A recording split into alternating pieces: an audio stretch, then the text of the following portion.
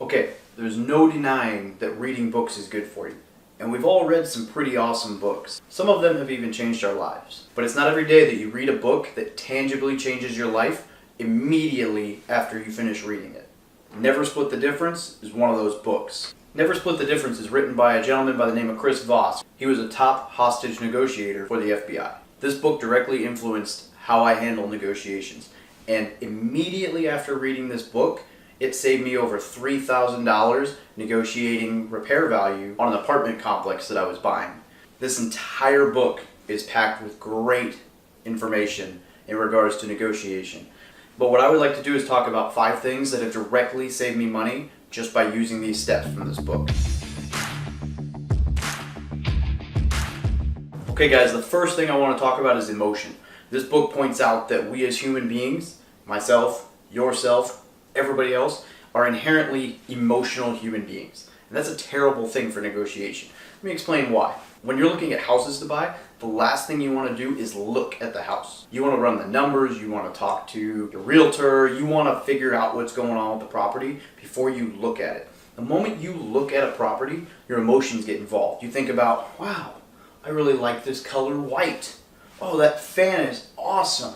And you get attached. And then it becomes hard to say no, even if it's a terrible deal. For that same reason, emotions can get in the way of negotiations. It might feel good that he wanted you to pay $10,000, you said $5,000, he said $9,000. That's a little victory. I'm happy about it. I'll take it. When really, you could have gotten him down another $1,000. You need to take the emotion out of anything you do financially. The second thing I want to talk about is the first step in negotiating, and that is an extreme anchor. An extreme anchor is when you give a number that's way less than what you're actually willing to pay to rattle the ship. And that is going to get them thinking, oh man, he wants that much. And then there's room for both parties to have marginal wins until you find middle ground. The third thing I'm going to talk about is an exact number. So instead of saying $4,000, you should say $4,136. And emotionally, the person you're negotiating with will think that you're giving up more than you're really giving up. Or they will think that you've put a lot of thought into it, so it must be a serious number. Fourth thing I'm going to talk about is that you need to give up something else other than money. So that would be like me saying I'm not going to budge another dollar because I can't, but I'll give you my watch. And that's going to make you think he really is at his limit, but he's trying to work with me.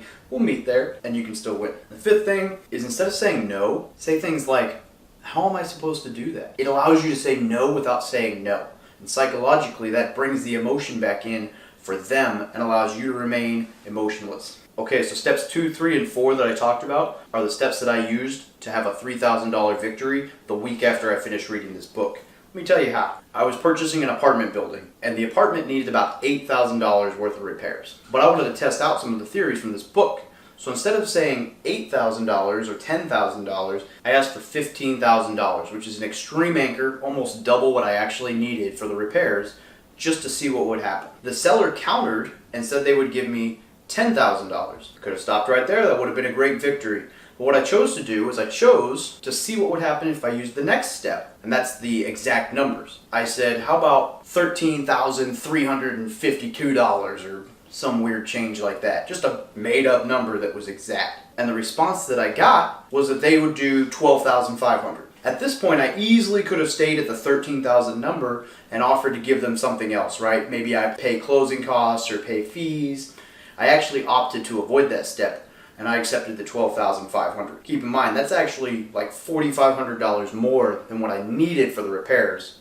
Now the $8,000 was a little conservative, so it was probably closer to 9 or 10, but the point is, in less than 24 hours, I was able to up the amount of money I got at closing from the seller by $4,500 over what I needed for repairs. I haven't spent over $10,000 fixing up that property, but it's a win for me. These 3 steps that I learned about reading this book saved me over $3,000 within a week of finishing the book. For that reason, I highly recommend that you read Never Split the Difference, because whether you feel like you're going to be negotiating or not, you will, because your entire life you will have to sell and negotiate. The book even talks about when you're trying to go in for a job interview and how to get a higher salary by negotiating your price when you get hired. There's something great to be taken away from this book for anybody that reads it, and I would highly recommend that you move it to the top of your reading list, because it'll save you money immediately and for the rest of your life if you practice the concepts that are in this book. Alright guys, thanks for tuning in. I appreciate you listening to my book review. Let me know in the comments if you liked this, because I would be happy to review some of the other books that have had a meaningful impact on my life. I like passing knowledge on to others, because if somebody hadn't stopped and passed a book along to me, I'd still be blowing my money on stupid things, and I would never have a shot for financial independence. Pay it forward. Read some good stuff, pass it on to the next, learn and grow together.